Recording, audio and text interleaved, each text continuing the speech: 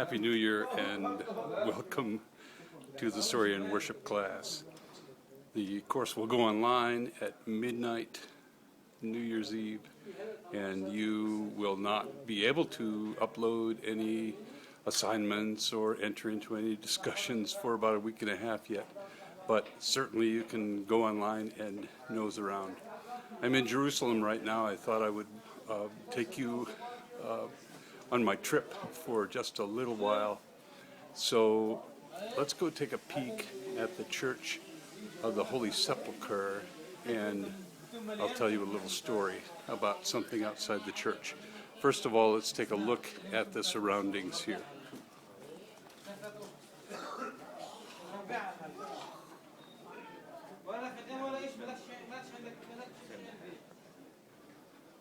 We'll head down here and you'll immediately get a sense of some of the cacophony of cultures that are here, and of course this represents some of the complexities that surround the whole Middle Eastern situation, and certainly the struggle over Jerusalem itself.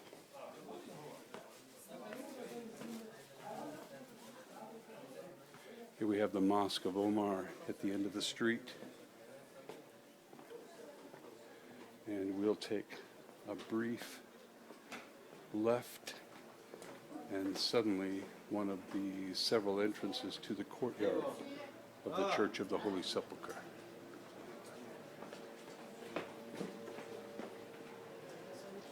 Saint Helena, of course, has her own story. She's one of the great builders of churches when Christendom came to Rome, and the Christian religion became the Roman religion.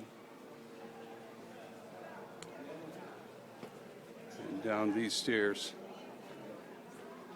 this is opposite the way of the Via Dolorosa, which you've heard of, and if you haven't heard of it, well, that's a story in itself. Many stories contained within that story, so you'll want to investigate that. You'll find that story told in images on the walls of every Catholic church, or at least nearly every Catholic church. It's not all a biblical story, but still an historic story. And here is the courtyard of the Church of the Holy Sepulchre. Can you look up into those two windows behind me, and you see a ladder in that window? I'm gonna point to it right there. That ladder has been standing against that window since, the first painting that shows that ladder in the window or up against the window is from, I believe, 1849. And then, of course, there have been many, many photographs over the years. There was on one occasion that the ladder moved to the other side and then reappeared on the side that it's on the next day.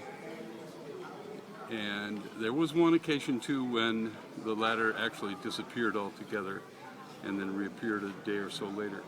One of the reasons that ladder is still there is because of a rule called the status quo. There are several churches that compete for space within this grand building, and those churches are held in peace by a guideline called the status quo.